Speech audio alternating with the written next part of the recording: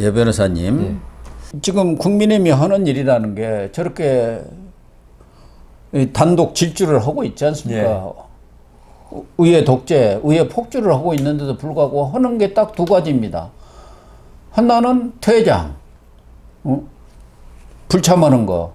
그리고 나와가지고 로텐더 홀 앞에서 이거 몇 번 소리치는 거. 이거에 전부고, 지금 의총을 연 3일 계속 하고 있는데, 거기에서 무슨 결론이 없고, 결론이라는 게 두 가지입니다. 하나는 이 모든 일정을 보이콧하겠다. 안 들어가겠다. 안 들어가면 아무것도 안 되는 거. 둘째는 대통령 거부권을 적극적으로 건의하겠다. 그러니까 대통령한테 다 떠넘겨버리겠다는 거야. 그러니까 정말 정치력도 없고 투지도 없고 전략도 없는 산무정당이다. 그러니까 이런 얘기가 나 편하게 지내겠다. 난 이미 국회의원 됐고 뭐 어떻게 해도 가만히 있어 4년은 그럼요. 대접받으면서 지낼 수 있는데 굳이 나가가지고 힘들게 뭐 할 수 있느냐 이건데 있죠.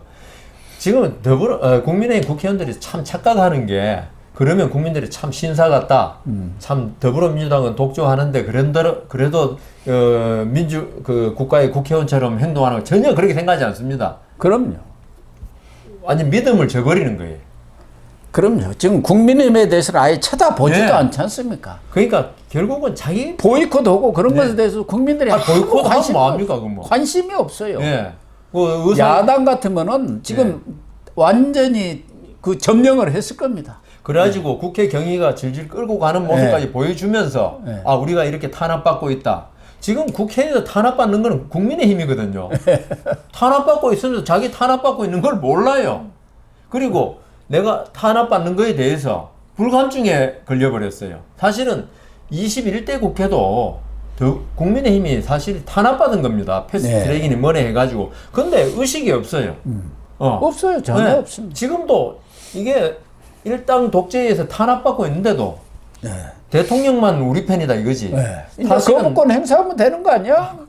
나는 피해보기 싫어. 내가 찍혀가지고 괜히 편하게 지낼 건데 재판받으러 다니고 나 그런 거 싫어. 내가 고위공직 장관, 차관 이런 거 다 했고 이런 사람이 왜 지금 가서 내 손에 아까 내가 피를 묻힌다 그랬는데 판사들이 그 법정 구속 안 하는 게, 그러니까 아예 이 국회의원 자리를 있죠. 뭐로 생각하냐면은 내가 공직 생활 참 잘했고 거기에 대한 훈장 하나쯤으로 그 보상으로 생각하니까 이게 국민의힘 국회의원들이 지금 이러고 있는 거예요, 이게.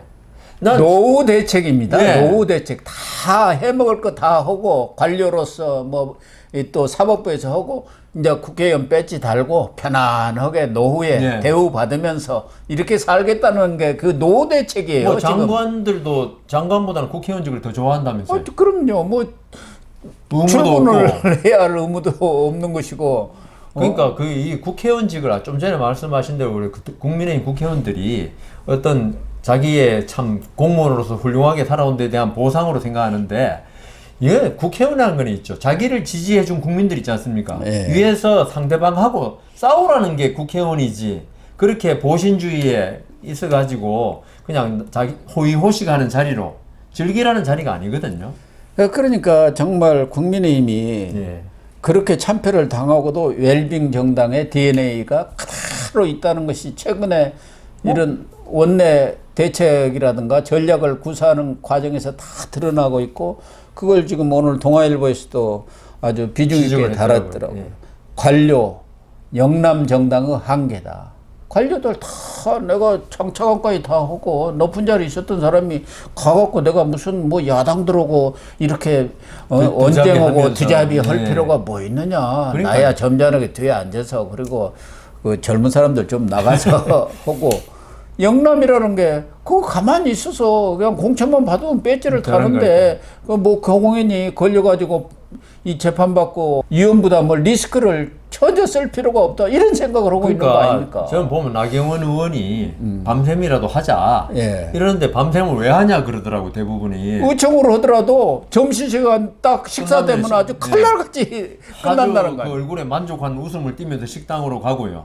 근데 나경원 의원이 여성 의원 아닙니까? 지난번 원내대표 올 때 아주 강력하게 투쟁을 했지 않습니까? 그래서 지금도 국회 선진화법 위반으로 지금 재판받고 있잖아요. 그런데 나경원 의원이 여성 의원이 그런 말을 하는데 남성 의원이 하고 나경원 의원이 말려야 되는데 지금 남성 의원들은 좀 가만히 있고 여성 의원이 이럴 정도니까 국회가 이게 중성 의원들로 구성됐는지. 지난 13일 의총으로 했는데 108명 중에 마지막까지 57명이 참여하고 있더라는 거 아니에요? 그러니까 절반뿐이 더불어민주당이 얼마나 우습게 보겠습니까? 그러니까. 우리가 어떻게 해도 쟤들은 그냥 아무 소리 못해. 거기에 뭐 저항할 사람도 아니고 네. 거기다가 윤석열 대통령 지지율은 저 바닥을 기고 있으니까 네. 뭐 우리가 맘대로 해도 걱정 없다. 그러니까. 더군다나 내년에는 선거도 없지 않느냐. 네. 선거 때 또 우리가 또 전략을 네, 세우면 짜면. 총선 때 안 받냐. 네. 비명 행사한다고 지지율 떨어졌는데 저쪽에서 대파 사건 나고 뭐 해가지고 몇 번 하니까 그냥 싹 뒤집혀가지고 우리가 압승을 거뒀죠. 이런 생각을 하고 있는 거예요. 그러니까 저기 이렇게 아까 우리 더불어민주당 독주도 이야기했지만 몽고 김하병 제가 그랬잖아요.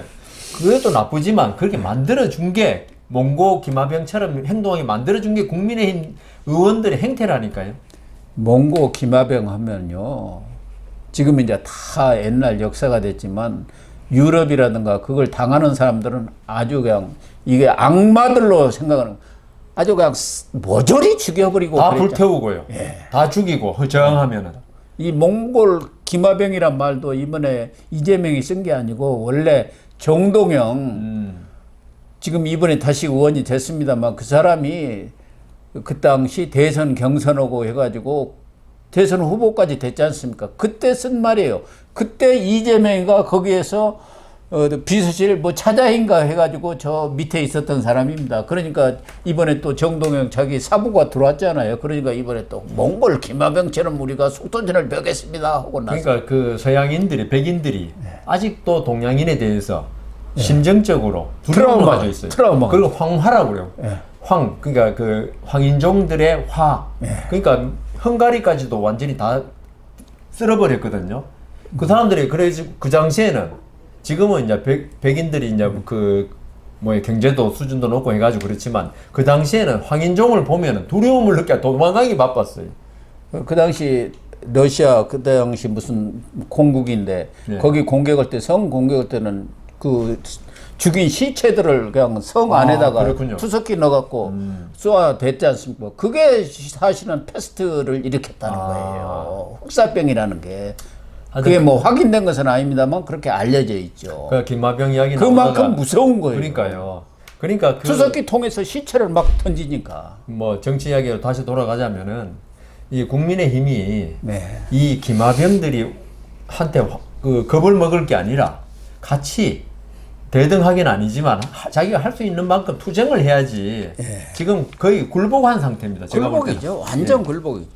또 이번에 뭐 전대 룰을 개정을 했습니다만은 뭐 다른 거 다 원위치 했고 그대로 뭐 현행대로 했는데 하나 고친 것이 여론조사 20%. 이것에 대해서도 이게 영남권 의원들이 주도해가지고 20%로 낮췄다는 거 아닙니까?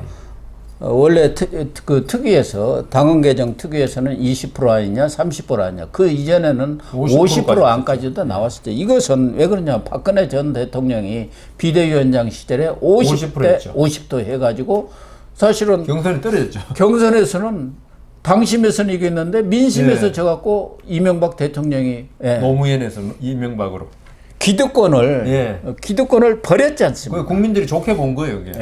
근데 기득권을 버리니까 이명박 대통령이 정권을 차지한 거예요. 이번에도 국민의힘이 아까 우리 여러 가지 뭐 밥 먹으러 가는 이야기, 웃는 이야기 했지만은 50대 50으로 해가지고 우리 국민 여론을 갖다가 존중한다.